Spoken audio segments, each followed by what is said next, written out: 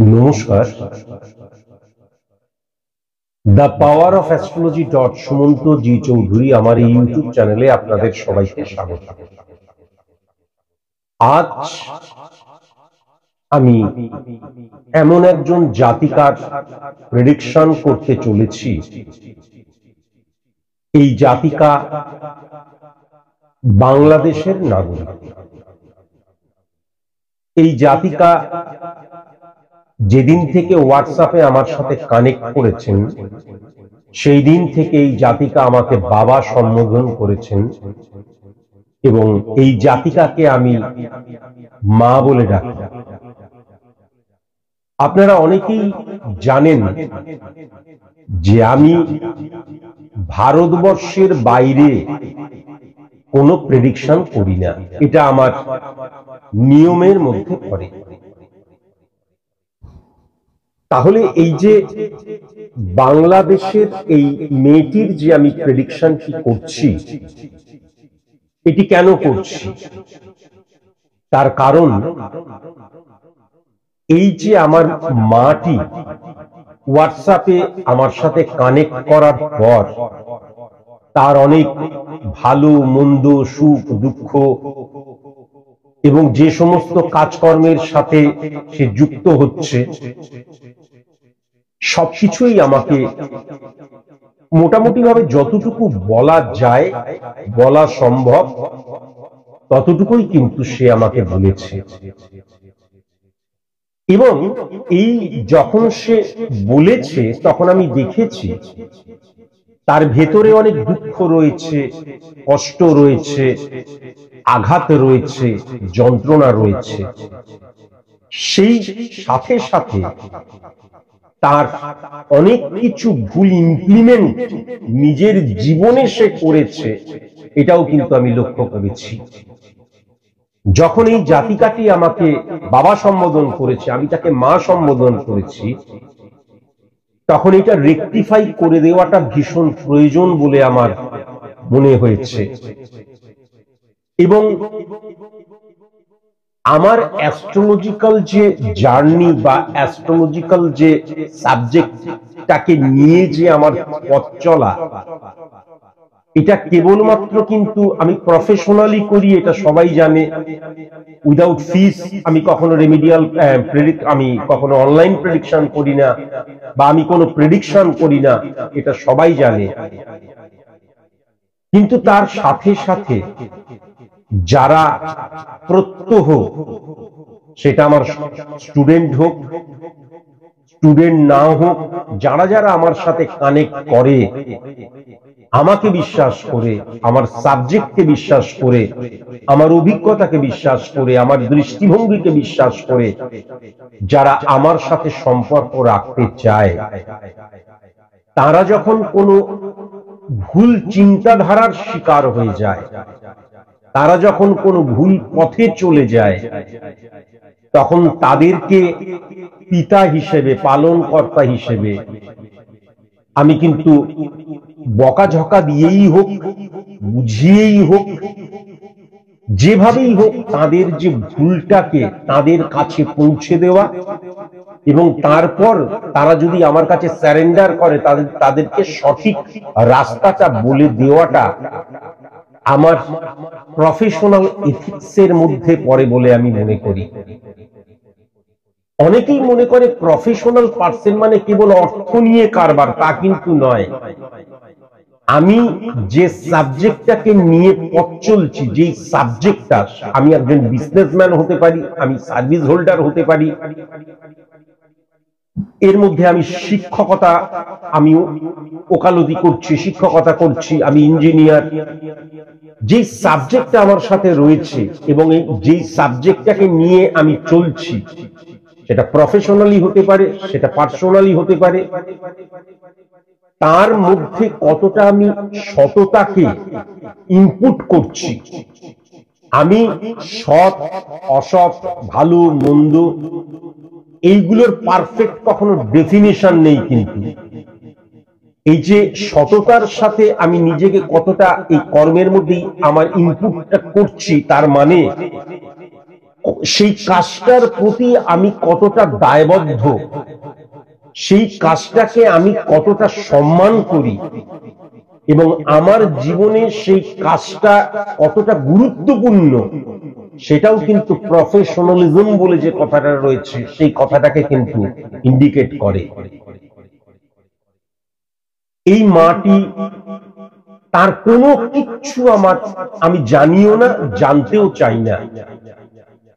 এই মা আমাকে যে date of birth, time of birth, place of birth বলেছে, সেখানে কিছু ভুল ছিল, সেটা আমি রেকটিফাই করে নিয়েছি। রেকটিফাই করে আমি জন্মছকও ক্রিয়েট করেছি, স্পট ইমপ্লিমেন্টেশন ছক ক্রিয়েট করেছি।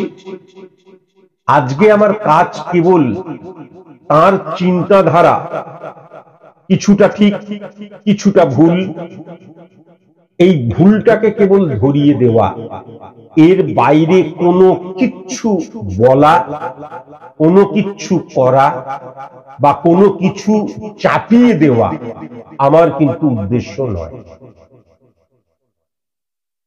এই প্রেডিকশনটির সূচনাতেই জানিয়ে রাখি যে যারা যারা অনলাইনে আমার কাছে প্রেডিকশন করাতে চান, মনে রাখবেন আমার অনলাইন ফিস কিন্তু 3000 টাকা।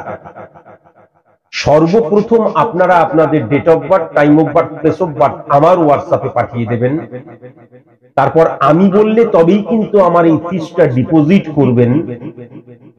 মনে রাখবেন ফ্রিতে আমি কোনো প্রেডিকশন করি না, অ্যাস্ট্রোলজিক্যাল কোনো কথাবার্তা আমি কিন্তু ফ্রিতে কখনো বলি না। কেউ যখন হোয়াটসঅ্যাপে আমার সাথে কানেক্ট করছেন, দেখা গেল প্রেডিকশন করাননি বা স্টুডেন্ট নয়, কিন্তু যদি আপনাদের চিন্তাধারা ভুল থাকে সেটাকে আমি বলে দিই। কিন্তু যদি আমাকে প্রফেশনালি প্রেডিকশন করতে হয়, অ্যাস্ট্রোলজি সাবজেক্টটাকে নিয়ে যদি আপনাদের জীবনের যে দিকগুলোকে প্রেডিক্ট করতে হয় এবং সঠিক সিদ্ধান্তটাকে তুলে ধরতে হয়, তাহলে সেক্ষেত্রে কখনো আমি কিন্তু ফ্রিতে প্রেডিকশন করি না। কেমন? তাই জন্য ফিস ডিপোজিট করা হয়ে যাবার পর আপনাদের যা যা কোশ্চেন বা কোয়ারিজ আছে, এভরিথিং কিন্তু আমার হোয়াটসঅ্যাপ নাম্বার 9903136903 তে পাঠিয়ে দেবেন। আমি যদি খুব ব্যস্ত না থাকি বা এমন কোন জায়গায় রয়েছি যেখানে নেট কানেকশন নেই, এরকম সিচুয়েশন যদি ক্রিয়েট না হয়, তাহলে 48 আওয়ার্স এর মধ্যে প্রেডিকশন করে পরিপূর্ণ গোপনীয়তার সাথে সেটাকে ইউটিউবে পাবলিশ করব এবং তার লিঙ্কটি যেই হোয়াটসঅ্যাপ থেকে আমাকে প্রেডিকশন করতে বলা হয়েছে সেই হোয়াটসঅ্যাপে কিন্তু আমি পাঠিয়ে দেব। প্রেডিকশনটি যদি আপনারা অত্যন্ত গুরুত্বপূর্ণ বলে মনে করেন আপনাদের ক্ষেত্রে, তাহলে অবশ্যই সেটাকে সেভ বা ডাউনলোড করে নেবেন। তার কারণ স্যারের ইউটিউবের মধ্যে তো রয়েছে আমি অত্যন্ত চর্চিত একজন মানুষ, প্রফেশনালি। তাই জন্য কোনো কারণে দেখা গেল যে আমার ইউটিউব চ্যানেলটা ব্লক হয়ে গেল বা ডিলিট হয়ে গেল, তাহলে কিন্তু আপনাদের মূল্যবান প্রেডিকশনটি আপনারা হারিয়ে ফেলবেন। আপনাদের প্রেডিকশনটাকে সুরক্ষিত এবং সংরক্ষিত করার দায়িত্ব কিন্তু সম্পূর্ণভাবে আপনাদের। পরে কিন্তু স্যার আপনার ইউটিউব চ্যানেলটা ডিলিট হয়ে গেছে, আমার প্রেডিকশনটাও ডিলিট হয়ে গেছে, এবার তাহলে কি হবে, এই সব বেকার প্রশ্ন কিন্তু কখনো করবেন না। আমি যদি আমার এই মাটির জন্মছকটি লক্ষ্য করি, তাহলে এর কিন্তু মকর লগ্ন এবং মকর রাশি। 1 নম্বর ঘরে চন্দ্র, 2 নম্বর ঘরে কেতু, 3 নম্বর ঘরে কোনো গ্রহ নেই, 4 নম্বর, 5 নম্বর, 6 নম্বর ঘরে কোনো গ্রহ নেই, 7 নম্বর ঘরে কিন্তু বৃহস্পতি বসে আছে, 8 নম্বর ঘরে কিন্তু শনি এবং রাহু বসে আছে, 9 নম্বর ঘরে কিন্তু প্লুটো বসে আছে, 10 নম্বর ঘরে কিন্তু ইউরেনাস বসে আছে, 11 নম্বর ঘরে কিন্তু শুক্র, বুধ এবং নেপচুন বসে আছে, 12 নম্বর ঘরে কিন্তু মঙ্গল এবং সূর্য বসে আছে। 1 2 3 4 5 6 7 8 9 10 11 12। আর যদি স্পট ইমপ্লিমেন্টেশন ছকটি লক্ষ্য করি, তাহলে 1 নম্বর ঘরে চন্দ্র, 2 নম্বর ঘরে শুক্র এবং বৃহস্পতি, 3 নম্বর ঘরে রাহু বসে আছে, 4 নম্বর, 5 নম্বর, 6 নম্বর ঘরে কোনো গ্রহ নেই, 7 নম্বর ঘরে ইউরেনাস বসে আছে, 8 নাম্বার ঘরে শনি বসে আছে, 9 নাম্বার ঘরে কেতু বসে আছে, 10 নাম্বার ঘরে নেপচুন এবং প্লুটো বসে আছে, 11 নাম্বার ঘরে রবি বসে আছে, আর 12 নাম্বার ঘরে বুধ এবং মঙ্গল বসে আছে। এই জাতিকা আমাকে বলেছিল যে আপনার কোথায় চেম্বার আছে আপনি আমাকে জানাবেন, আমি ভারতবর্ষে গিয়ে আপনার চেম্বারে গিয়ে আমি প্রেডিকশন করাতে চাই। এখন আমি যখন অনলাইন প্রেডিকশন করি তখন কিন্তু আমি আমার বুকিং নাম্বার বা আমার অফিস নাম্বারটাও বলে দিই। কিন্তু মনে রাখা দরকার, সম্ভবত 1 বছর হতে চললো এরকম, আমার এই মুহূর্তে সঠিক মনে পড়ছে না, গড়িয়াহাটের চেম্বারে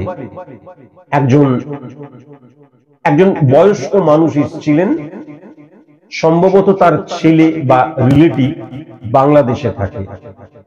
সে তার বুকিংও করানো হয়েছিল এবং তারপর যখন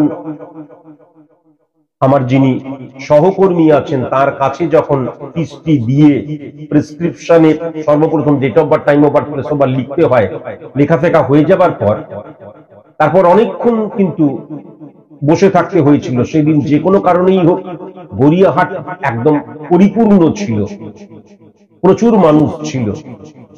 তো বাইরে তখন কিন্তু সেই মানুষটি চিৎকার চেঁচামেচি করছিল যে আমি এতক্ষণ বসে থাকতে পারবো না, আমি এতক্ষণ বসে থাকতে পারবো না, এরকম ধরনের চিৎকার চেঁচামেচি করছিল। এইবার তারপর যখন তার সময়টি এলো তখন সে ভিডিও কলিং এর মধ্যে দিয়ে সেই রিলেটিভ বা তার সন্তানকে ধরে এইবার ওই ফোনটাকে নিয়ে চেম্বারে ঢুকছে। তখন আমার যিনি সহকর্মী ছিলেন তিনি বললেন, না না, এরকম করে কখনো প্রেডিকশন করা যায় না, আপনার যদি কিন্তু কিছু প্রশ্ন থাকে প্রশ্ন বলারও দরকার নেই, আপনি যান, দেখবেন তার সমস্ত কিছু আপনার প্রেসক্রিপশনের মধ্যেই লিখে দেবে। তখন উনি বলেন, না আমার কিন্তু এরকম, আমার ইনি কথা বলবে, ডাইরেক্ট কথা বলবে, উনি রাজি হন না, কেননা আমার নিয়মের মধ্যে পড়ে না। তখন বাইরে উনি চিৎকার চেঁচামেচি করেন অহেতুক, এবং তখন বাদবাকি যারা ক্যান্ডিডেট ছিলেন তার মধ্যে গুটি কয়েক কিন্তু বেশ ক্ষিপ্ত হয় তার প্রতি এবং তার কারণ নিয়ম বিরুদ্ধ আচরণ করছেন, এবং তখন বলে আপনি চলে যান। তখন আমার যিনি অ্যাসিস্ট্যান্ট ছিলেন তিনিও বলেন, যদি আপনি প্রেসক্রিপশনে না লেখাতে চান, যদি ডাইরেক্ট কথা বলতে চান, মানে ভিডিও কলিং এর মধ্যে দিয়ে, এটা হয় না, তাহলে আপনি চলে যান। তখন তিনি উচ্চস্বরে বলতে থাকেন, 1500 টাকা ফেরত দিয়ে দিন। তাহলে 1500 টাকা মেরে নিচ্ছেন কেন? কেউ যদি আমার চেম্বারে আসে প্রেসক্রিপশন মানে date of birth, time of birth, place of birth লেখার পরেও যদি তারপরে তার মনে হয় যে আমি প্রেডিকশন কি করাবো না, ফিস দেওয়া হয়ে গেলেও সেটা কিন্তু রিটার্ন হয়ে যায়। আমি জানি না সেদিনকে সেই চেম্বারে যেই ভদ্রলোক তার রিলেটিভের জন্য প্রেডিকশন করতে এসেছিলেন, তিনি তো রিপ্রেজেন্ট করছিলেন বাংলাদেশকে, বাংলাদেশ থেকেই তিনি এসেছিলেন, তাহলে এরকম কেন আচরণ করলেন? কেন তিনি মনে করলেন যে প্রেডিকশনটি যদি তিনি না করেন তাহলে 1500 টাকা আমি মেরে দেব? কেননা আমাকে দেখে, যে কোনো কিছু দেখে আমি 1500 টাকা মেরে দেবার মানুষ বলে মনে হয় কিনা আমি জানি না, বা আপনাদের আশীর্বাদে বা আমার সাবজেক্টের প্রতি দক্ষতার জন্য আমার এখনো এমন সিচুয়েশন ক্রিয়েট হয়নি যে আমি কেউ প্রেডিকশন করছে না অথচ 1500 টাকা আমি মেরে দিচ্ছি, তা নয়। এমন অনেকে রয়েছে যারা অনলাইন প্রেডিকশন করাবার জন্য 1500 টাকা ডিপোজিট করার পরে বলেন, টিভিতে দেখেছেন, তারা হয়তো ইউটিউব চ্যানেল দেখেননি, তারা বলেন যে কখন ভিডিও কলিং করব, তখন আমার অফিস থেকে বা আমি অনেক সময় বলি ভিডিও কলিং এর মধ্যে দিয়ে হয় না, আমি ভিডিও প্রেডিকশন করে সেটাকে পাঠিয়ে দেবো, না না আমি ভিডিও কলিং ছাড়া কথা বলবো না। তখন কিন্তু আমি নিজে না এরকম ভাবে হয় না, ফিসটা আবার ফেরত দিই। কারোর বাপের বেটার ক্ষমতা নেই যে আমি প্রেডিকশন করিনি অথচ ফিসটা নিয়ে নিচ্ছি, কখনো নয়। এমনও অনেক ক্ষেত্রে হয়েছে যখন রেমিডিয়াল প্রসেস অ্যাপ্লিকেশন, আমার যে রেমিডি কস্ট খুব একটা তো কম নয়, অনেকে হয়তো 2000, 3000, 5000 টাকা ডিপোজিট করে দিয়ে চলে গেছে, যেদিন রেমিডি নেবেন বলে হ্যাঁ রেমিডি আমি না নেবো, টাকাটা দিয়ে চলে গেছে। তারপরে বলেছে আমরা এত টাকা জোগাড় করতে পারছি না, তখন আমি নিজ দায়িত্বে কিন্তু সেই টাকাটা ফেরত দিয়েছি। কেউ এমন একজন যদি দেখাতে পারেন যে আমি টাকাটা দিয়েছিলাম তারপর টাকাটা স্যার চৌপাট মানে চট করে দিয়েছে, বললাম তো সেদিন আমি অ্যাস্ট্রোলজিটা ছেড়ে দেবো, সেদিন আমি ডিসঅনেস্ট পারসন, এটা আঙ্গুল তুলে বলবেন, কখনো নয়। আমার সেই পরিস্থিতি এখনো কিন্তু কখনোই হয়নি। আমি কিছু নিয়মের মধ্যে দিয়ে চলি, সেই নিয়মটাকে পালন করতে হয়। তাই জন্যই আমি কিন্তু কখনো ভিডিও কলিং করি না, কেননা ভিডিও কলিং করলে এরকম ডিটেলিং করা যায় না, বা যে কোনো কারণের জন্য আমার নিয়মের মধ্যে পড়ে না। এই যখন ঘটনাটা হয়েছিল, সেই ভদ্রলোককে কিন্তু গড়িয়াহাটে অনেকে প্রায় মারতে উদ্ধত হয়েছিল, এরকম একটা সিচুয়েশন। যেহেতু তিনি বাংলাদেশকে রিপ্রেজেন্ট করছিলেন, আমি বাংলাদেশ কেন, প্রত্যেকটা মানুষকে, বিশ্বের প্রত্যেকটা মানুষকে সম্মান করি, শুধু বাংলাদেশ বলে নয়, বিশ্বের প্রত্যেকটা মানুষকে। কেননা আমি একজন অ্যাস্ট্রোলজার, আমার কোনো ধর্ম নেই, আমার কোনো জাত নেই, আমার কোনো দেশ নেই, হ্যাঁ, আমার কোনো ক্ষেত্র নেই, বাউন্ডারি নেই, এটা কিন্তু বারবার ধরে বলেছি। কিন্তু তারপর থেকে আমি ঠিক করেছিলাম যে আমি ভারতবর্ষে বাস করে এবং ফিজিক্যালি ভারতবর্ষে রয়েছে এমন কোন মানুষ ছাড়া অন্য কারোর কিন্তু আর প্রেডিকশন করব না, সেটা অনলাইনের মধ্যেই হোক, সেটা চেম্বারের মধ্যেই হোক। কিন্তু তবুও ভীষণ বিশ্বাস নিয়ে, এবং যেহেতু আমি আবার বলছি সফট কর্নার, আমার মা শব্দটা ভীষণ স্পর্শকাতর জায়গা আমার। আমি যাদেরকে মা বলে ডাকি, বা আমি যাদেরকে মা বলে ডাকি বললেও ভুল হবে, আমি নারীদেরকে ভীষণ সম্মান করি। আমি তো মাতৃহারা, ফিজিক্যালি মা নেই, তাই জন্য আমি যখন কাউকে দেখি তার মধ্যে আমি আমার মাকেই খুঁজে পাই। আমি এতটুকু বাড়িয়েও বলছি না, কমিয়েও বলছি না। তাই জন্য মেয়েদের, মহিলাদের আমি ভীষণ সম্মান করি, তাদের প্রত্যেককে আমি মা বলে ডাকি। আপনারা যদি মনে করেন যে বাবা এটা তো অতিরিক্ত অতিভক্তি, চোরের লক্ষণ হয়ে যাচ্ছে, তাহলে আমি চোর, জোচ্চোর অস্বীকার করছি না, কিন্তু এটাই আমার নেচার, এটা সবাই জানেন। এই মেয়েটিও কিন্তু এত মানে কি বলবো, এত কন্যা সুলভ ব্যবহার আমার সাথে করেছে এবং বাবা বলে ডেকেছে। আমি সেই বাবার মধ্যে কখনো কোনো দেশকে, কোনো বাউন্ডারিকে, কোনো ধর্মকে, কোনো জাতপাতকে খুঁজে পাইনি। তাই জন্য একদম আন্তরিক হয়ে এবং প্রচন্ড বিশ্বাস থেকে, ভালোবাসা থেকে, শ্রদ্ধা থেকে, মর্যাদা থেকেই কিন্তু আমি এই প্রেডিকশনটি করছি। আমি একটু প্রথমে বলে নিই যে সূর্য এই ছকটার মধ্যে কিন্তু মিত্র রাশিতে রয়েছে ৮ নম্বর ঘরের স্বামী হয়ে, কিন্তু বসে আছে ১২ নম্বর ঘরে আর দৃষ্টি দিচ্ছে ৬ নম্বর ঘরে। তাহলে সূর্য কিন্তু, আমি বারবার ধরে বলেছি, আমার নেতৃত্বের জায়গা, সূর্য কিন্তু আমার মেরুদণ্ডের জায়গা, কিন্তু তার চাইতেও বড় হচ্ছে সূর্য ফ্লাকচুয়েশন ক্রিয়েট করে দেয়, এটা আমি বহুবার ধরে বলেছি। তাহলে এক্ষেত্রেও কিন্তু আমি যদি লক্ষ্য করি, সূর্যের ফ্লাকচুয়েশন ক্রিয়েট হয়ে গেছে। এই যে মেয়েটির মধ্যে কিন্তু মেরুদণ্ড বা এই মেয়েটির মধ্যে আত্মমর্যাদাবোধ মারাত্মক আছে, এইগুলো থাকা সত্ত্বেও তার জীবনের ফ্লাকচুয়েশন ক্রিয়েট হবে। সেটা গুপ্ত শত্রুতার মধ্যে দিয়ে হতে পারে, সিদ্ধান্ত নেওয়ার জায়গা দিয়ে হতে পারে, ভুল কর্ম করে ফেলার জায়গা দিয়ে হতে পারে। যেই জায়গাটা সে বিলং করবে সেখান থেকে ডিক্রিজ হয়ে যাবার জায়গা আবার ইনক্রিজ হবে, আবার দেখা গেল খানিকটা ডিক্রিজ হয়ে গেল। এই আপস এন্ড ডাউনস কিন্তু থাকবেই। যেহেতু সূর্য কিন্তু পজিটিভ, কিন্তু সে ৮ নাম্বার ঘরের স্বামী হয়ে রয়েছে, ভীষণ সাবধান। তার কারণ এক্ষেত্রে কিন্তু মান সম্মান হানি হয়ে যাবার জায়গা, মানুষ আঘাত দেবার জায়গা, বা আমার মনটাকে বুঝতেই পারছে না মানুষ, এটা কিন্তু লক্ষ্য করা যাবে। এখান থেকে ভীষণ সাবধান, কেননা ৮ নাম্বার ঘরে সূর্যের অবস্থান, বিশেষ করে ৮ নাম্বার ঘরের অধিপতি গ্রহ সে যখন ১২ নম্বর ঘরে বসে, তখন কিন্তু মর্যাদা হানি হয়ে যাবার জায়গা মারাত্মকভাবে লক্ষ্য করা যাচ্ছে। চন্দ্র ৭ নাম্বার ঘরের স্বামী হয়ে নিরপেক্ষ রাশি ১ নাম্বার ঘরে বসে রয়েছে এবং দৃষ্টিতে কিন্তু ৭ নাম্বার ঘরকেই হিট করছে। সুতরাং এর মনটা কিন্তু অত্যন্ত ভালো এবং অত্যন্ত ধার্মিক মেয়ে।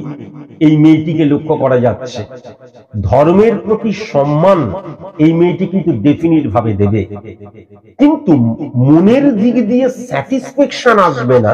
তার কারণ চন্দ্র কিন্তু মকরের ঘরে বসে আছে, শনির ঘরে বসে আছে, ডাইরেক্ট সমসপ্তমে। যেইখানে সে হিট করছে সেটা কিন্তু তার নিজের ঘর, সেই ঘরটা উচ্চস্থ হয়ে রয়েছে। তার কারণ সেখানে কিন্তু বৃহস্পতি বসে রয়েছে। তাহলে 7 নাম্বার ঘরটা পাওয়ারফুল হয়ে গেল এবং গজকেশরী যোগ ক্রিয়েট হয়ে গেল। কিন্তু ফিজিক্যালি যেহেতু শনির ঘরে বসে রয়েছে এবং সেই শনি 8 নাম্বার ঘরে বসে রয়েছে, তাহলে আমার মন যতই উচ্চস্থ হোক, আমি যতই মনের দিক দিয়ে উচ্চস্থ হই, আমার মনের ভিতরে কিন্তু কেউ ঢুকবে না, কেউ না, ভিতরে কিন্তু কেউ ঢুকবে না। এটা কিন্তু পরিষ্কার লক্ষ্য করা যাচ্ছে। এই যে চন্দ্র 639 কানেকশনের মধ্যে দিয়ে যেহেতু শনির ঘরে বসে রয়েছে, শনি 8 নাম্বার ঘরে বসে রয়েছে, বাবা জনক তার জীবনে একটা মারাত্মক প্রভাব বিস্তার করে থাকবে, আদর্শ হবে। পিতা না থাকাকালীন একটা মারাত্মক গহ্বর সৃষ্টি হবে, ভ্যাকুয়াম সৃষ্টি হবে। হ্যাঁ, তখন কিন্তু মনে হবে ছাতাটা নেই, তখন মনে হবে আমি ক্লান্ত পরিশ্রান্ত, বটবৃক্ষটা নেই, তার নিচে বসে আমি কিছুক্ষণের জন্য জিরোতে পারছি না। আমি যদি মঙ্গলকে দেখি, তাহলে মঙ্গল কিন্তু মিত্র রাশিতে বসে আছে 4 নাম্বার এবং 11 নাম্বার ঘরের অধিপতি গ্রহ। কিন্তু আমি যদি খুব ভালো মতন লক্ষ্য করি, তাহলে মঙ্গল কিন্তু 12 নাম্বার ঘরটাতে বসে রয়েছে, মিত্র রাশি, এবং সেই ঘরের অধিপতি গ্রহ উচ্চস্থ হয়ে রয়েছে বৃহস্পতি, কিন্তু 12 নাম্বার ঘরটাতে বসে রয়েছে এবং সেখানে কিন্তু সূর্যের অবস্থান রয়েছে। আমি যে ধর্মকে বিশ্বাস করছি, আমি যে আল্লাহকে বিশ্বাস করছি, ঈশ্বরকে বিশ্বাস করছি, গডকে বিশ্বাস করছি, সঠিক মতন তার গুরুত্বটা আমি বুঝতে পারছি না।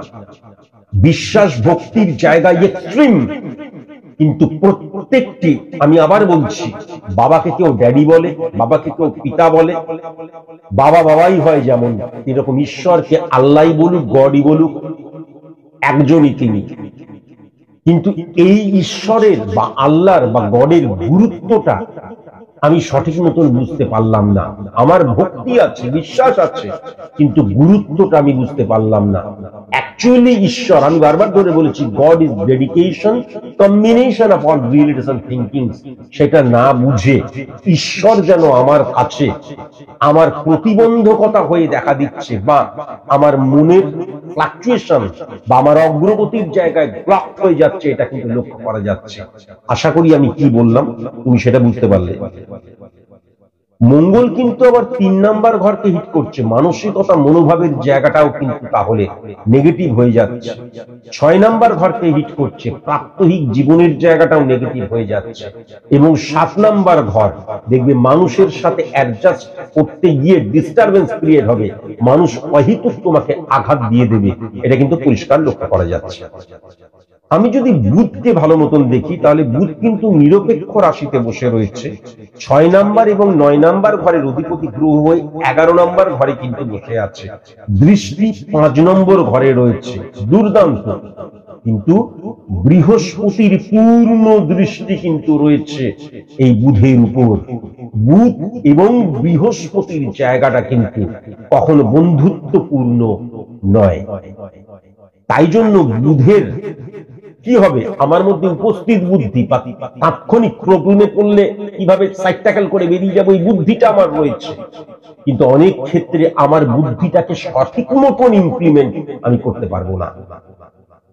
বৃহস্পতিকে যদি লক্ষ্য করা যায়, তাহলে বৃহস্পতি উচ্চ রাশিতে বিলং করছে, কিন্তু 12 নাম্বার ঘরের অধিপতি গ্রহ এবং 3 নাম্বার ঘরের অধিপতি গ্রহ হয়ে 4 নাম্বার ঘরে বসে আছে। আমি শুধু এখন গ্রহের অবস্থান বলছি, এর এফেক্টটা কি হবে আমি পরে আসছি। এবং দৃষ্টিতে কিন্তু 11 নাম্বার, 1 নাম্বার এবং 3 নাম্বার ঘরকে হিট করছে। শুক্রকে যদি আমি লক্ষ্য করি তাহলে নিরপেক্ষ রাশিতে বসে রয়েছে, 5 নাম্বার এবং 10 নাম্বার ঘরের অধিপতি গ্রহ 11 নাম্বার ঘরে বসে রয়েছে, দৃষ্টিতে কিন্তু 5 নাম্বার ঘরকে হিট করছে। প্রচন্ড পাওয়ারফুল একটা ছক, প্রচন্ড রকমের কিন্তু হাইফাই একটা ছক, হ্যাঁ, এবং উচ্চ মার্গের একটা ছক, এটা আমি লক্ষ্য করছি। শনি কিন্তু শত্রু রাশিতে বসে আছে। সুতরাং শনি কিন্তু যখন শত্রু রাশিতে বসে আছে এবং 1 নাম্বার ঘরের অধিপতি গ্রহ এবং 2 নাম্বার ঘরের অধিপতি গ্রহ, এক্ষেত্রে কিন্তু নেগেটিভ হয়ে গেল। কিন্তু মনে রাখা দরকার যে শনি এবং বুধ সবচাইতে স্ট্রং হয় কিন্তু 8 নম্বর ঘরে, এটা বহুবার ধরে বলেছি। তাহলে শনি কিন্তু অত্যন্ত পাওয়ারফুল হয়ে বসে আছে, কিন্তু যেই ঘরটাতে বসে আছে সেই ঘরটা নেগেটিভ হয়ে গেছে। সূর্য এবং শনির ব্যাড রিফ্লেকশন, দৃষ্টি 10 নাম্বার ঘরে চলে এসছে। আমি একদম ইচ্ছাকৃতভাবে আমার গদিটাকে ছেড়ে দিয়ে চলে আসবো।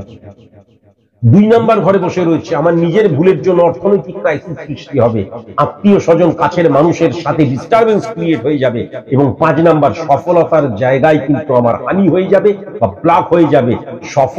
ডেফিনিট সফলতাকে কিন্তু আমি হারিয়ে ফেলব। রাহু 8 নাম্বার ঘরের অধিপতি গ্রহ 12 নাম্বার, 2 নাম্বার এবং 4 নাম্বার ঘরে বসে রয়েছে। রাহু অত্যন্ত পজিটিভ একটা, আমি বারবার ধরে বলেছি, ছায়া প্ল্যানেট। কিন্তু রাহুকে বলা হয়, রাহু এবং কেতু এদের কিন্তু নিজস্ব কোনো পাওয়ার নেই। যখন তারা পাওয়ারফুল গ্রহের সাথে বসে থাকে তখন তারা কিন্তু পাওয়ার দেয়। তাহলে এই ক্ষেত্রে রাহু 8 নাম্বার ঘরে বসে আছে, শনির সাথে বসে আছে, সেই ঘরটা রবির ঘর, সূর্যের ঘর। তাহলে রাহু কিন্তু নেগেটিভ হয়ে গেল, 12 নম্বর ঘরকে হিট করলো। অনেক কিছু বেরিয়ে যাবে, আমার আনন্দ, ভালোবাসা, ভালো লাগা, অনেক কিছু বেরিয়ে যাবে। 2 নাম্বার ঘর অর্থনৈতিক জায়গায় প্রবলেম ক্রিয়েট হয়ে যাবে। 4 নাম্বার ঘর পারিবারিক জায়গায় কিন্তু নেগেটিভ ইনফ্লুয়েন্স ক্রিয়েট হয়ে যাবে। ব্যক্তিগত জীবনে, সাংসারিক জীবনে এটা লক্ষ্য করা যাচ্ছে। কেতু 2 নাম্বার ঘরের অধিপতি, মানে কেতু 2 নাম্বার ঘরে বসে রয়েছে এবং দৃষ্টিতে 6 নাম্বার ঘর, 8 নাম্বার ঘর, 10 নাম্বার ঘরকে হিট করছে। কর্মের জায়গায় স্যাটিসফ্যাকশনের জায়গা নেগেটিভ করে দিচ্ছে। সার্ভিসের জায়গা 6 নাম্বার, 10 নাম্বার ঘর, কর্মের ঘর, নেগেটিভ ইনফ্লুয়েন্স ক্রিয়েট করে দিচ্ছে। আমি প্রথমেই যেটা লক্ষ্য করতে পাচ্ছি, শনি এবং রাহুর কানেকশন মঙ্গল এবং 6 নম্বর 3 নাম্বার ঘরকে হিট করার জন্য তুমি এনজিও চালাও, তুমি নিজেও বলেছো এবং এইখানে পরিষ্কার লক্ষ্য করা যাচ্ছে, এবং ফাউন্ডার তুমি বলেছো। আমি আগেই বলেছি উচ্চ লেভেলের জায়গাটা লক্ষ্য করা যাচ্ছে। কিন্তু তুমি আমাকে বলেছো বড় প্রজেক্টের যে সার্কুলার বেরিয়েছে এবং সেই প্রজেক্টটা তুমি পাবে কিনা। এখন শনি এবং রাহুর যে নেগেটিভ ইনফ্লুয়েন্স এবং 2 নাম্বার ঘরের কেতুর নেগেটিভ ইনফ্লুয়েন্সকে তুমি যদি অফ না করো, তুমি যখন এনজিও চালাচ্ছ, ফাউন্ডার যখন তুমি, তাহলে এটা কিন্তু আমি 7 নাম্বার ঘরকেও দেখবো অত্যন্ত পজিটিভ হয়ে রয়েছে। তাহলে 7 নাম্বার ঘরটা কিন্তু অত্যন্ত পজিটিভ হয়ে রয়েছে। তোমার দৃষ্টিভঙ্গিটা যতই পজিটিভ হোক, তোমার যেহেতু 10 নাম্বার ঘরটা ব্লক হয়ে গেছে 9-6 কানেকশন, এবং তোমার যেহেতু 6 নাম্বার ঘরটা ব্লক হয়ে গেছে 9-3 কানেকশন এবং 8-4 কে হিট করছে, তাই জন্য যতটা সফল হওয়ার জায়গা ততটা সফল তুমি হতে পারবে না। তোমার যে এনজিওটা রয়েছে সেই জায়গায় কিন্তু আর্থিক জায়গাটা কিন্তু ডিস্টারবেন্স আমি লক্ষ্য করতে পারছি, বা তুমি যে কাজই করো আর্থিক জায়গাটা কিন্তু আমি নেগেটিভ আমি লক্ষ্য করতে পারছি। এই নেগেটিভিটিকে যদি অফ না করা যায় তাহলে চরম উন্নতিটা তোমার কিন্তু সম্ভব নয়, এটা কিন্তু আমি পরিষ্কার লক্ষ্য করতে পারছি। তুমি আমাকে প্রশ্ন করেছো মহামানবের মা হতে চাই আমি তোমাকে সেদিন বুঝিয়েও ছিলাম, তুমি বুঝতে পারোনি। তারপরে তুমি আমাকে বলেও ছিলে যে আমি আগের জন্মে কোনো পুণ্যি করলাম, বা তারও আগের জন্মে কোনো পুণ্যি করলাম, বা অনেক আগে হয়তো অনেক পুণ্যি করেছি, তার রিফ্লেকশন এই জন্মে যখন আসে তখন কিন্তু একজন মহামানব হতে পারে। তোমার সাথে, তোমার যুক্তির সাথে আমি কখনো একমত হতে পারলাম না। আমি আবার বলছি, আমি অত্যন্ত বিতর্কিত এবং আমি অত্যন্ত ফেকচুরিয়াস টাইপের একজন মানুষ। আমি ধরে ধরে মহামানবদের অ্যানালাইসিস করেছি। আমি আগে থেকেই ক্ষমা চেয়ে নিচ্ছি যাদের খুব শুনতে খারাপ লাগবে, কিন্তু এই কথাগুলো একদম ব্যক্তিগতভাবে আমার, আমি যেভাবে চিন্তা করেছি সেভাবেই বলছি। কারোর খারাপ লাগলে আপনারা আমাকে ক্ষমা করবেন, নিজ গুণে ক্ষমা করবেন, নির্বোধ বলে ক্ষমা করবেন। আমি অনেক মহামানব, যাদেরকে মহামানব বিরাট ব্যাপার, ঐশ্বরিক ক্ষমতার অধিপতি, প্রত্যেকটা মহামানবকে নিয়ে যখন আমি কাটাছেঁড়া শুরু করেছি, যত আমি তাদের কাছে পৌঁছাবার চেষ্টা করেছি, তাদেরকে আমার অত্যন্ত সাধারণ বলে মনে হয়েছে।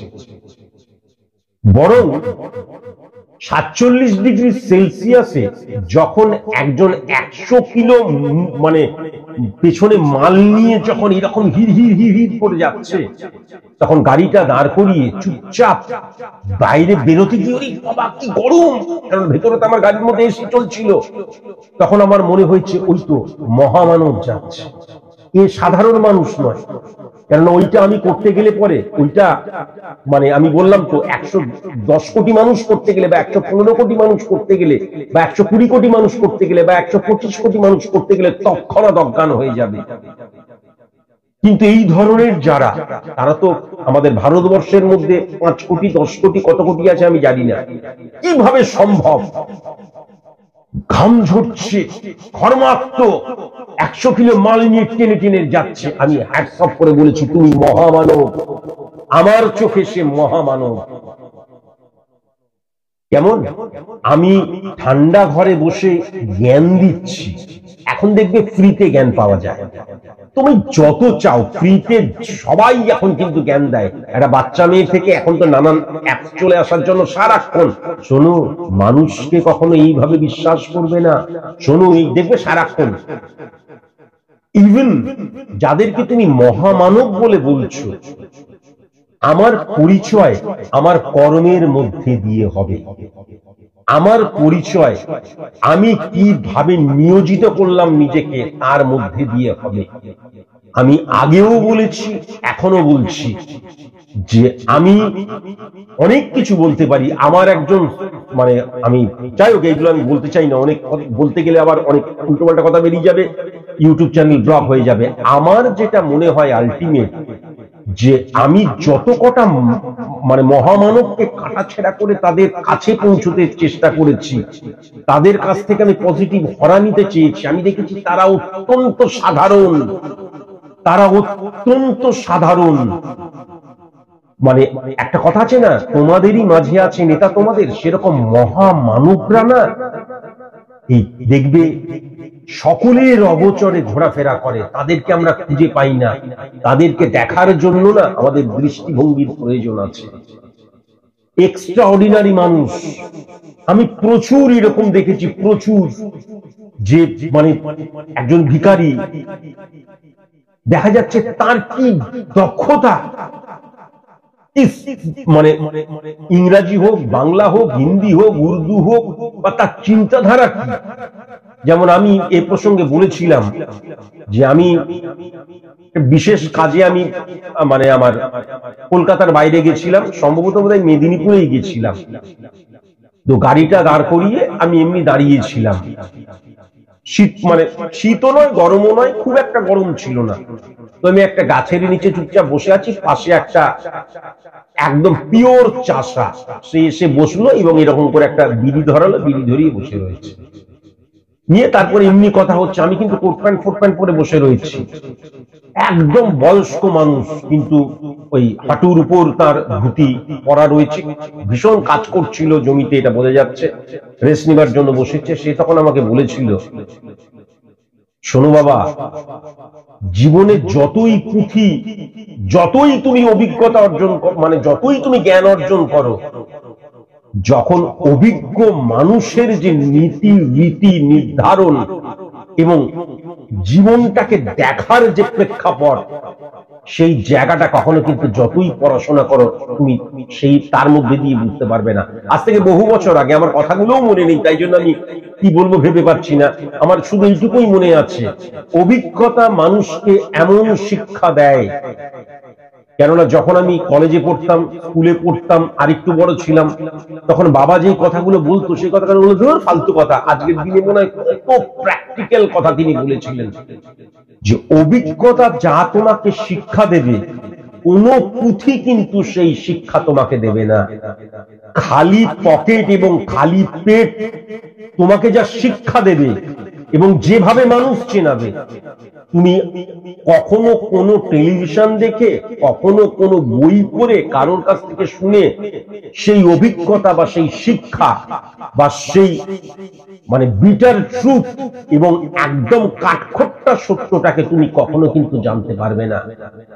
তুমি যতই বই পড়ো, যতই জ্ঞানী হও, এই যে একদম প্র্যাকটিক্যালি যখন তোমার পকেট খালি থাকবে, পেট খালি থাকবে, তখন তুমি বুঝতে পারবে যে তোমার আশেপাশের মানুষেরা কত তোমার বন্ধু, কত তোমার আপন, কত তোমার বিপদে ছুটে আসছে, কত তোমাকে নিয়ে ভাবছে।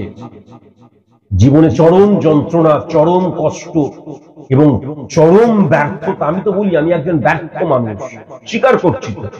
আজই আমি এই জায়গাগুলো দেখেছি, এই জায়গাগুলোকে আমি একদম মানে কি বলবো, একদম প্রত্যক্ষ করেছি। তখন কেউ থাকে না, কেউ না, বুঝতে পেরেছো?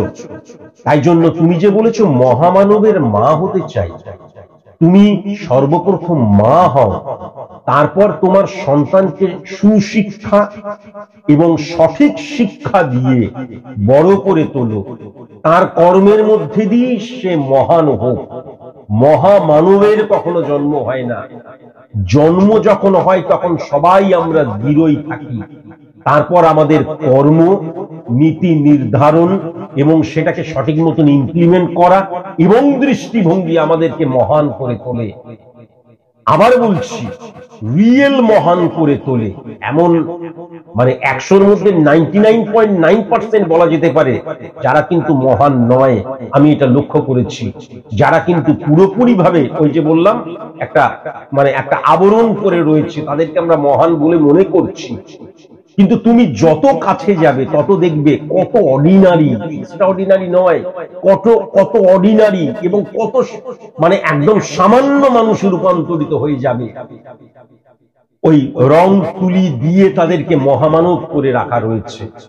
তাই মহামানবের মা হতে চেও না, মা হওয়ার পর সন্তানকে মহামানব যাতে হয়, এক্সট্রাঅর্ডিনারি মানুষ যাতে হয়, তুমি মা যখন হবে সন্তানকে সেই শিক্ষা দিও, সুশিক্ষা দিও, স্বনির্ভর করো, দৃষ্টিভঙ্গিটাকে সঠিক করিও।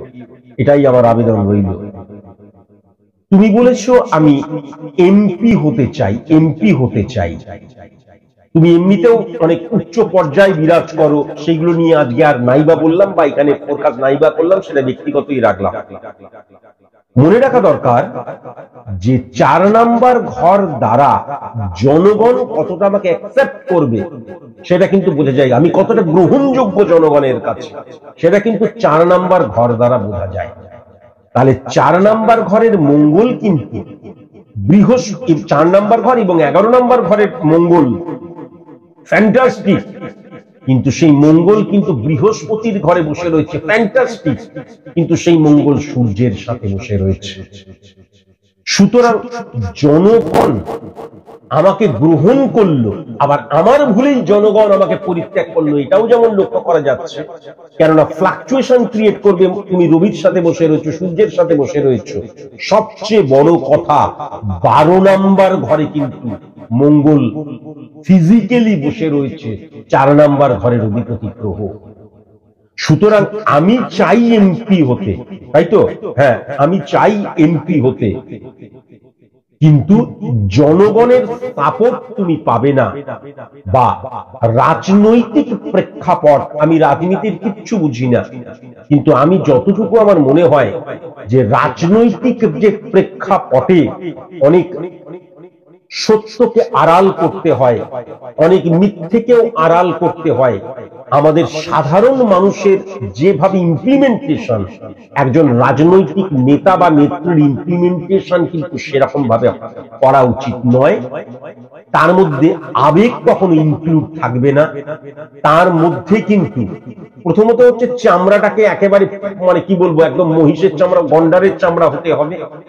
আর দ্বিতীয়ত হ্যান্ডেল করার প্রবণতাটা মারাত্মকভাবে রাখতে হবে। আমি কিভাবে হ্যান্ডেল করব।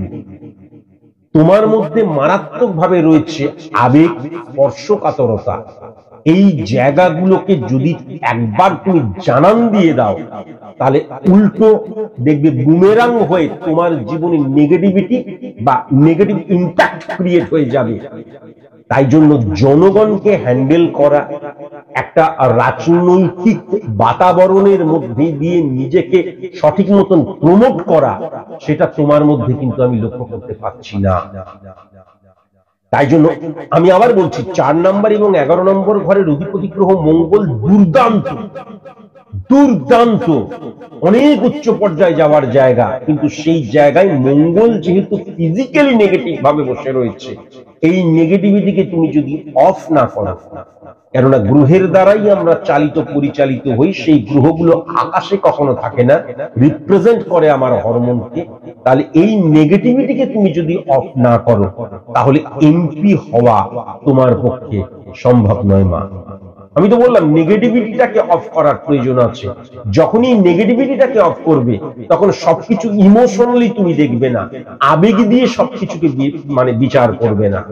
কেমন? তুমি বলেছো আল্লাহর প্রেমিক হতে চাই, খুব সুন্দর কথা। আমি যদি কৃষ্ণের জায়গায় চলে যাই, আল্লাহ, কৃষ্ণ, রাম, রহিম সবাই এক, কত সুন্দর বলেছিলেন।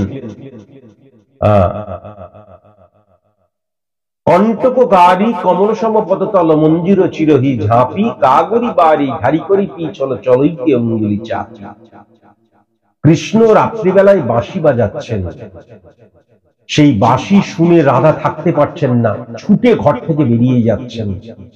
এবং তিনি যখন ঝর্ণা, পাহাড়, খরস্রোতা নদী, বন জঙ্গল অতিক্রম করছেন, তখন তার পায়ের মধ্যে কাঁকড়ে কেটে যাচ্ছে, পাথরে কেটে যাচ্ছে, কাঁটা ফুটে যাচ্ছে, এবং তার ফলে তিনি কিন্তু কৃষ্ণের কাছে গিয়ে পৌঁছতে পারছেন না। যখন গিয়ে পৌঁছচ্ছেন, তখন কিন্তু দেখা যাচ্ছে যে কৃষ্ণ আর নেই, কৃষ্ণ চলে গেছে। রাধা তখন ঠিক করলো যে ঘরের মধ্যেই পাথর, কাঁকর, কাটা এবং জল ফেলে ফেলে কণ্টক গাড়ি কমল সম পদতল মঞ্জির চিরহি ঝাঁপি গাগরি বাড়ি ঢাড়ি করে পিছ হলো চলইতে অঙ্গুলি চাপি। জলের পর মানে একদম মানে কলসির পর কলসি জল ফেলে পিচ্ছল করে ফেলছে, সেখানে কাঁকর, সেখানে কাঁটা, সেখানে পাথর, সমস্ত কিছু রাখছে, এবং তারপরে সেখানে কিন্তু চলার চেষ্টা করছে। তাহলে আল্লাহর প্রেমিক হতে যদি তুমি চাও, তাহলে কিন্তু তোমাকে অভ্যাস করতে হবে। আল্লাহকে পাওয়া, আল্লাহকে প্রেমিক হিসেবে পাওয়া, আল্লাহকে শরীরে ধারণ করা, তোমার শরীরের মধ্যেই কিন্তু আল্লাহর বাস, ঈশ্বরের বাস, কৃষ্ণের বাস। তাকে কেবলমাত্র জাগরিত করার জন্য কিন্তু প্র্যাকটিসের প্রয়োজন আছে, দৃষ্টিভঙ্গির প্রয়োজন আছে, অধ্যাবসায়ের প্রয়োজন আছে, মারাত্মক অধ্যাবসায়ের প্রয়োজন আছে। আমার ভেতরে যে ঈশ্বরটা রয়েছে, সেই ঈশ্বরকে যদি প্রকাশ করতে হয়, তাহলে মারাত্মক রকমের অধ্যাবসায়ের প্রয়োজন আছে, মারাত্মক রকমের অধ্যাবসায়ের প্রয়োজন আছে। আমি যখন আজ থেকে বহু বহু বছর আগে, বেশ অনেক বছরই হয়ে গেল, আমি যখন আমার সাথে লোকনাথ বাবার প্রাত্যহিক, এটা আমি নতুন করে আর বলে লাভ নাই, একটা সুসম্পর্ক রয়েছে, এবং আমার বাড়িতে অনেকে, আমি তো একক থাকি, আমার বাড়িতে অনেকে কাজের মাসিরা এসছে, যারা বাড়িতে থাকবে, রান্না বান্না করবে, আমাকে খাওয়াবে। তারা কিন্তু আমার বাড়িতে থাকতে পারেনি, বলেছে, এটা মিথ্যে কথা নয়। কেউ যদি প্রমাণ চান, আমি তাদের মানে পুরো তাদের কাছে গিয়ে পরে আমি মানে ভিডিও করে পর্যন্ত আপনাদেরকে পাঠাতে পারি। তারা বলছে রাত্রিবেলা কে যেন ঘোরাফেরা করে, এবার তারা তো আমার সম্পর্কে সেরকম ভাবে জানে না, তাই জন্য আত্মা ভূত হ্যান ত্যান ভেবে তারা সবাই কাজ ছেড়ে চলে গেছে। এবং শুধুমাত্র রাত্রিবেলা নয়, কিন্তু তারা রাত্রিবেলা মনে করছে লোকনাথ বাবা আমার কাছে সবসময় থাকেন। তিনি একটা সময় আমাকে বলেছিলেন যে তোমার এই যে জীবনটা, এই জীবনটাকে আর রাখার দরকার নেই, আর যদি তোমাকে রাখতে হয় তাহলে কিন্তু তোমাকে ঐশ্বরিক যে প্রকরণগত দিক রয়েছে, ঈশ্বরের যে স্তুতি চিহ্ন বহন করতে হবে তোমাকে। তুমি যদি তোমার শরীরের মধ্যে স্তুতি চিহ্ন বহন না করো তাহলে কোনো মতেই কিন্তু তুমি আর থেকো না, তুমি এই জগৎ থেকে বেরিয়ে চলে এসো। কিন্তু আমি জীবনকে ভালোবেসেছিলাম, এই গল্পটা আমি বলেছিলাম যে না, আমি আমার কর্মের মধ্যে দিয়ে সাধারণ মানুষ, কেননা আমি জীবনের বেশিরভাগটা হেরেছি, আমি জয়ী হব এবং ন্যাচারাল ডেথ হোক বা আমার অ্যাক্সিডেন্টাল ডেথ হোক, মানে নর্মালি ডেথ হোক, আমি কুইট করে বেরিয়ে চলে যাবো না, গিভ আপ করে বেরিয়ে চলে যাব না। তখন আমাকে দুটো অপশন দেওয়া হয়েছিল, এক হচ্ছে তোমাকে বেরিয়ে যেতেই হবে, এটা নির্দেশ, আর তা না হলে স্তুতি চিহ্ন দাও তোমার শরীরের মধ্যে কিন্তু এঁকে দেওয়া হবে। এবং তারপর এই ঘটনাটা আমি আজকের দিনে বলতে চাই না, কত কত যন্ত্রণা, আমার এই হাত পুরো ড্যামেজ হয়ে গেল, এই হাতটা ড্যামেজ করে দেওয়া হলো এবং আলটিমেট আমার এই হাতের মধ্যে কিন্তু স্তুতি চিহ্ন এঁকে দেওয়া হয়েছে। সবাই জানে, যারা ধর্মের ধও জানেন না, মোটামুটি ধর্মটাকে জানেন, তারাও জানে আমার হাতের মধ্যে স্তুতি চিহ্ন এঁকে দেওয়া হয়েছিল। এবং সবচেয়ে বড় কথা, যেই সময় কিন্তু এই স্তুতি চিহ্নটাকে ক্রিয়েট করা হয়েছিল, এটা মারাত্মক কষ্ট। দিনের পর দিন আমার হাত পচে গিয়েছিল, পুঁচ রক্ত বেরিয়েছিল, এবং তারপর আমি যখন নিঃস্বরিক্ত তখন কিন্তু এই স্তুতি চিহ্ন, এই আঙ্গুলের অপারেশন করে আঙ্গুলটা নর্মালি বেঁকে গেল। এবং এটাও কিন্তু আমি দমদমের একটি নার্সিং হোমে আমাকে অ্যাডমিট করা হয়েছিল, কেননা আমি অজ্ঞান হয়ে যাচ্ছিলাম আস্তে আস্তে, এত কষ্ট এত যন্ত্রণা আমি সহ্য করতে পারছিলাম না। আমি পেন কিলার খাইনি, কষ্ট যন্ত্রণা, এবং সেটা সহ্য করতেই হতো। আমার শরীরের মধ্যে যখন ঈশ্বরের প্রকরণগত দিককে হিট করা হচ্ছে স্তুতি চিহ্ন হিসেবে, তাহলে কষ্ট করতে হবে, কষ্ট না করলে ঈশ্বর হওয়া যাবে না। মানে ঈশ্বর বলতে কি, আমি আবার বলছি, বাস্তবতার ঈশ্বর বলতে মূর্তির ঈশ্বরের কথা বলছি না। তুমি যখন স্তুতি চিহ্ন, তার মানে ঈশ্বরের চিহ্ন তোমার মধ্যে এঁকে দেওয়া হচ্ছে, সেটা এত ইজি ব্যাপার নয়। এবং এই ঘটনাটাও বলেছি আমার ইউটিউব চ্যানেলেই রয়েছে, যে আমাকে যখন অ্যাডমিট করা হলো, অ্যাডমিট করার পর দেখছি আমার কেউ আসছে না, ডাক্তার আসছে, অপারেশন হচ্ছে, সবকিছু হচ্ছে, কেউ আসছে না। এবং আমার প্রায় 1 লাখ 1.5 লাখ টাকা আমার কাছে তখন, মানে কি বলবো, 100 টাকাও নেই। এত টাকা আমি পাবো কোথা থেকে? তখন স্বচক্ষে ওখানে প্রচুর মানুষ দেখেছিলেন, এবং যদিও সেই রূপ হয়তো দেখাননি, কিন্তু লোকনাথ বাবা স্বয়ং এসে কিন্তু আমার সেই টাকা দিয়ে গেছিল, নয়তো কে দেবে? দেওয়ার মতো কেউ ছিল না। কেউ এসে, আচ্ছা শুনুন, তখন আমার কোনো না পরিচিতি না কোনো কিছু, একটা গরিব মানুষ, অসহায় মানুষ, কে দেবে? লোকনাথ বাবা স্বয়ং, 10,000 5,000 নয়, শুনতে খারাপ লাগলেও এটা তো মিথ্যে কথা নয়, 10,000 5,000 নয়, কে 1 লাখ 1.5 লাখ টাকা আমাকে দিয়ে যাবে? আমাকে কেউ চেনে না, কোনো কিছু করে না, আজ থেকে বহু বহু বছর আগে। তখন কিন্তু তিনি দিয়েছিলেন, এবং যেদিন ওই টাকাটা জমা দিয়ে আমাকে রিলিজ করার তার আগের দিন রাত্রিবেলায় তিনি আমাকে দেখা দিয়েছিলেন। এটা তো দেখা দিয়েছিলেন কেবল নয়, প্রত্যেকটা, যখন তুমি তোমার গুরুকে, তিনি তো আমার ঠিক গুরু ছিলেন না, আমরা একত্রিত ভাবে জন্মান্তর সাধনা করেছি। হ্যাঁ, সুতরাং তিনি কিন্তু এই যে গল্পটা আমি এখানে বলতে চাই না, নার্স রূপী, এক নার্সও নয়, আয়া রূপী একটা বাচ্চা মেয়ে, কি মিষ্টি দেখতে, নেপালি টাইপের, সেই মেয়েটার পরবর্তীকালে কোনো ট্রেস পাওয়া গেল না। সেই মেয়েটা আমার সবকিছু পরিষ্কার পরিচ্ছন্ন করলো, কিন্তু যেদিনকে টাকা জমা দেওয়া হলো, টাকা জমা দেওয়ার পর রিলিজের সময় হলো, তখন তাকে আর খুঁজেই পাওয়া গেল না। এই ঘটনাটা আপনারা সবাই জানেন, না জানলে আপনারা দেখবেন এই ইউটিউব চ্যানেলের মধ্যে রয়েছে। সুতরাং আল্লাহর প্রেমিক হতে গেলে সর্বপ্রথম কষ্টকে তোমাকে অর্জন করতে হবে। কষ্ট তোমার শক্তি বৃদ্ধি করবে, কষ্ট তোমাকে বাস্তবের কাছাকাছি নিয়ে যাবে। আর অধ্যাবসায়, ঈশ্বর একটা অধ্যাবসায়ের নাম। আমার শরীরের মধ্যে যে ঈশ্বরের বাস, আবার বলছি, কোথাও কোনো বাইরে কেউ কখনো ঘুরে বেড়াচ্ছে না, আমার শরীরের মধ্যেই ঈশ্বর আল্লাহর বাস। তাদেরকে যখন বের করে নিয়ে আসতে হবে, তার জন্য কিন্তু আমাকে প্রচন্ড অধ্যাবসায়ের প্রয়োজন, আমার প্রচন্ড অধ্যাবসায়ের প্রয়োজন। তুমি আমাকে প্রশ্ন করেছো, আমাকে যমজ সন্তান দিও বাবা। 639 কানেকশন, টুইন সন্তান হবার জায়গা কিন্তু এক্ষেত্রে লক্ষ্য করা যাচ্ছে না, লক্ষ্য করা যাচ্ছে না। জন্মছক দ্বারা তুমি কতটুকু পেতে পারো, কি পেতে পারো, কি হারাতে পারো, কতটুকু যেতে পারো, সবকিছু বলে দেওয়া যায়। সো কল্ড লৌকিক ভাষায় যাকে কপাল বলা হয়, নিয়তি বলা হয়, সেখানে টুইন সন্তানের জায়গা আমি লক্ষ্য করতে পারছি না। তুমি আমাকে বলেছো তুমি চাইলে সব পারো বাবা, আমি চাইলে কিচ্ছু পারি না, আমি চাইলে কিচ্ছু পারি না। আমি যেদিকে তাকাই সব আমি সব দিকে আমি লক্ষ্য করি যে কত লঘু মানুষেরা কত গুরুত্বপূর্ণ পদ অধিকার করে রেখেছে। আমি চাইলে তাদেরকে টেনে টেনে চেয়ার থেকে নামিয়ে দিতাম, যদি চাইলেই আমি পারতাম, আমি চাইলেই পারি না। তুমি আমাকে প্রশ্ন করেছো আমার স্বামী কেমন মানুষ। তোমার বৃহস্পতি অত্যন্ত পজিটিভ হয়ে রয়েছে এবং 12 নম্বর ঘরের অধিপতি গ্রহ বৃহস্পতি। ভীষণ সাবধান, ভীষণ সাবধান। বৃহস্পতি অত্যন্ত পজিটিভ। তোমার হাজবেন্ড কিন্তু খারাপ নয়, ভালো, সব দিক দিয়ে ঠিক, কিন্তু বারবার ধরে বলেছি যে শুক্র, বৃহস্পতি এবং রবি যদি 7 নাম্বার ঘরে থাকে তাহলে কিন্তু মিসম্যাচ হয়ে যায়, তাহলে কিন্তু আইডেন্টিটি ক্রাইসিস ক্রিয়েট হয়ে যায়। তাহলে দেখা যায় সবকিছু ঠিক আছে কিন্তু তবুও বন্ডিং এর জায়গাটা ঠিক আছে হবে না, বা আমার বিবাহিত জীবনের জায়গাটা সবকিছু ঠিক থাকা সত্ত্বেও আস্তে আস্তে ক্র্যাক হয়ে যায়। বিশেষ করে একজন মহিলার হাজবেন্ড নির্ধারণ করা হয় কিন্তু বৃহস্পতি দ্বারা।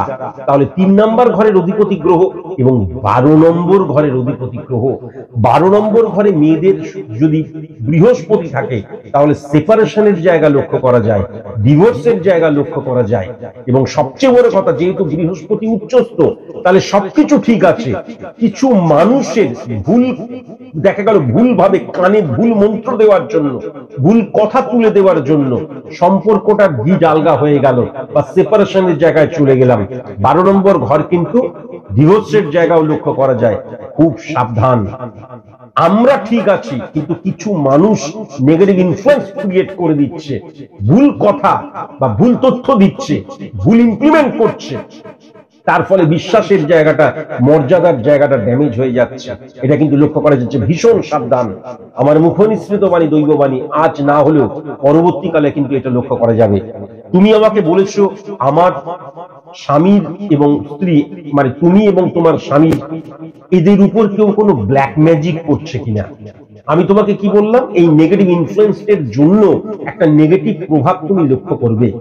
এই পৃথিবীতে কারোর বাবার পোষ্য বাবার, তার পোষ্য বাবার ক্ষমতা নেই যে কেউ black magic, white magic, grey magic, ঘন্টা ম্যাজিক করে তোমাদের কোনো ক্ষতি করতে পারবে। কারোর বাবার, পোষ্য বাবার এমন ক্ষমতা নেই।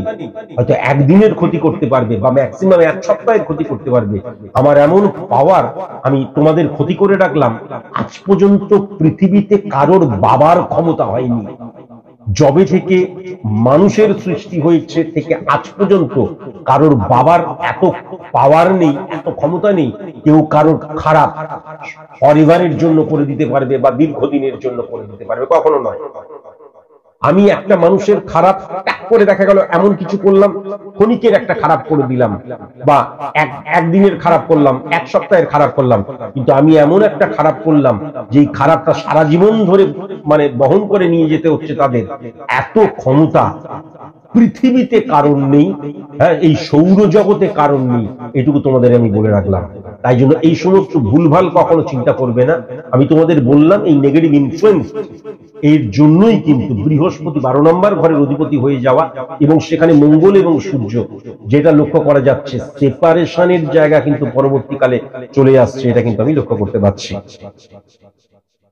আমি আগেও বললাম, তুমিও বলেছো যে বাড়িতে ধর্মীয় প্রতিষ্ঠান তুমি করেছো, তুমি আমাকে বাংলাদেশের চেম্বার করার কথা বলেছো, আমার জন্য এমন একটা পরিবেশ তুমি ঠিক করে রেখেছো আগে থেকেই, যেটা একদম নিরিবিলি শান্ত, এবং সেখানে আমি মহা আনন্দে মানে আমার চেম্বার করার পরেও থাকা খাওয়া সবকিছু করতে পারি। আমি ধন্য হয়ে যেতাম আমি যদি বাংলাদেশে যেতে পারতাম, কিন্তু এই মুহূর্তে যাওয়া সম্ভব নয়। যেদিন যাব মা, আমি তুমি যেই চেম্বারটা করে রেখেছো আমার জন্য, আমি সেখানেই যাব, কথা দিলাম। বাড়িতে ধর্মীয় প্রতিষ্ঠান করেছো, ভেরি নাইস, কিন্তু একটা কথা তুমি অবশ্যই মাথায় রেখো, ঈশ্বর আল্লাহ গড কিন্তু সুপারস্টেশনের নাম যেন না হয়ে যায়। ঈশ্বর আল্লাহ গড, আমি পৃথিবীতে এসছি, তুমি প্রশ্ন আমাকে করেছো পৃথিবীতে আমি কেন এসছি। পৃথিবীতে আমরা আসি কর্ম করার জন্য, এবং আমি কি কর্ম করব নীতি নির্ধারণ হয়ে যায় আমার জন্মছকের মধ্যেই। যখন আমি জন্মাচ্ছি তখন থেকেই তোমার এই ছকের মধ্যে ব্যাংকে কাজ করা এবং উচ্চ পদে কাজ করা এবং সেখান থেকে আরো উচ্চ পদে যাওয়ার জায়গাটা লক্ষ্য করা গিয়েছিল। তুমি নিজেই আমাকে বলেছো যে কোনো একদিন কর্মের দিন চলছে, কাজ চলছে, ডিউটি করছো তুমি, এমন সময় তোমাকে আল্লাহ জানান দেয় যে তুমি কাজ করো না, এই কাজটা তোমার জন্য নয়। এই যে আল্লাহকে ভুল ভাবে ব্যাখ্যা করলে, এই যে আল্লাহকে ভুল ভাবে নিজের মধ্যে নীতি নির্ধারণ করে এবং নিজের যে নেগেটিভ ইনফ্লুয়েন্স সেটাকে তুমি ইমপ্লিমেন্ট করে আল্লাহর কথা বলে চালালে, এইখানেই আমার কিন্তু অনেক বাধা রয়েছে। তুমি যে কাজটা, সবচেয়ে বড় কথা, তোমার সম্পর্কে কিছু বলাই উচিত নয়, তার কারণ তুমি বলেছো যে মানে তোমার কানেকশন প্রায় প্রধানমন্ত্রীর সাথেও রয়েছে, আমি লক্ষ্য করতে পারছি, বা তার প্রধানমন্ত্রীর বোনের সাথে বা তার হাজবেন্ডের সাথে তোমার আত্মীয়তার সম্পর্ক আছে, তুমি আমাকে বলেছো। তবুও মেয়ে হিসেবে তোমাকে বলছি, খারাপ ভেবো না, তোমার প্রচুর ক্ষমতা আমি জানি, কিন্তু তাও বলছি যে কাজটা আমি করছি সেই কাজটা করার মতন করার অর্জন করেছিলাম তো, কাজটা তো আমি না জেনেই কাজটা করছিলাম না। তাহলে যার যেখানে কর্ম সেখানেই তার মুক্তি। সেই কাজটাকে সঠিক মতন ভালো তুমি বাঁচতে পারলে না। আমি কিন্তু প্রথমেই তোমাকে বলেছি যে গদি পেয়েও কিন্তু ইচ্ছাকৃতভাবে যা ছেড়ে দিয়ে চলে এলাম, এভাবে ছেড়ে দেওয়াটা উচিত নয়। কখনো কোনো আল্লাহ, কোনো ঈশ্বর, কোনো গড, আমি নিজের যোগ্যতায় যে পথটা পেলাম একটা কর্মের দিনে আমাকে জানি, শোনো এই কাজটা তোমার জন্য নয়, কখনো নয়, কখনো নয়, কখনো নয়, কখনো নয়। আমি আবার বলছি, যে ভিক্ষা করছে, যে মুড বইছে, যে তোমার রিক্সা টানছে, যার যেখানে কর্ম সেখানেই তার মুক্তি। তার মধ্যেই তুমি যদি ঈশ্বরের প্রকাশকে বেছে নিতে কর্মের পরে অনেক সময় পেয়েছিলে, তখন তুমি আমাদের ধর্মীয় প্রতিষ্ঠান ক্রিয়েট করতে পারতে, এনজিও চালাতে পারতে, বা যদি মনে হতো আমি কাজটা ছাড়বো, ইমিডিয়েট ঈশ্বর বলেছে বলে কাজ ছেড়ে দেবো তা নয়, আমার আরো অনেক বৃহৎ কাজ করার বাকি রয়েছে, তাই জন্য এই ক্ষুদ্র কাজটা আমি ছেড়ে দিলাম। তোমার নিজের মত, ঈশ্বরের চাইতেও নিজেকে বেশি প্রাধান্য দেওয়া উচিত। আমি সিদ্ধান্তটা যখন টানছি তার আগে আমার মন কি বলছে, ঈশ্বর বলা নয়, ঈশ্বর কখনো নয়। তুমি ঈশ্বরের নাম করে তোমার মন কি বলছিল, তোমার মন কি চাইছিল, সেটাই বড় কথা ছিল। তোমার মন যদি চেয়ে থাকে যে ব্যাংকের কাজ আমি করবো না, আরো বৃহৎ আকারের কাজ করতে চাই, থামস আপ। কিন্তু আমি কিছুই জানি না, ঈশ্বর বলেছে বলে কাজ ছেড়ে দিলাম, এটা হিপোক্রেসি হয়ে যাচ্ছে, হিপোক্রেট, চতুরতা তোমার মধ্যে, এটা আমি কখনোই আশা করতে পারি না। কেমন? আমি আবার বলছি যে ধর্মীয় প্রতিষ্ঠান করেছো, সেই ধর্ম যেন জাগরণের কথা বলে, সেই ধর্ম যেন সম্পৃক্ততার কথা বলে, সেই ধর্ম শুদ্ধিকরণের যেন কথা বলে, সেই ধর্ম যেন সততার কথা বলে, সৎ দৃষ্টিভঙ্গির কথা বলে, এবং সেই ধর্ম যেন কর্মের কথা বলে। পৃথিবীতে কর্মের চাইতে সত্য আর কিচ্ছু হতে পারে না। তুমি পৃথিবীতে এসেছই কর্ম করতে, যেদিন তোমার কর্মটা শেষ হয়ে যাবে সেদিন তুমি পৃথিবী ছেড়ে চলে যাবে। এইটা আমি আবার বলছি, god is dedication, combination of all realities, real thinking এবং ডেডিকেশন, এই সবকে একত্রিত করেই কিন্তু ঈশ্বরের প্রকাশ হয়। তাই জন্যই বলা হয়েছে কিন্তু জিওডি গড, জি জেনারেশন ও অবজারভেশন, জি ডেডিকেশন। জেনারেশন, অবজারভেশন, ডেডিকেশনকে একত্রিত করলে যে সুপ্রিম পাওয়ারটার সৃষ্টি হয় তাকেই কিন্তু গড বলা হয়, ঈশ্বর বলা হয়, আল্লাহ বলা হয়। বুঝতে পেরেছো? আমি তোমাকে বোঝাবার চেষ্টা করলাম। এরপরেও তোমার যদি কোনো প্রশ্ন থাকে, অলওয়েজ ওয়েলকাম মা। আমি তোমাকে বিশ্বাস করি, আমি আশা করি সেই বিশ্বাসের পূর্ণ মর্যাদা তুমি দেবে। এবং আমি একদম তোমাকে সন্তান হিসেবেই প্রেডিকশনটা করলাম। যদি তুমি বুঝতে না পারো বা যদি তোমার আরো কিছু বোঝার থাকে, তুমি আমাকে হোয়াটসঅ্যাপ মারফত জানিও, আমি হোয়াটসঅ্যাপ মারফত উত্তর দেবো। আজকের মতন এইটুকুই। নমস্কার।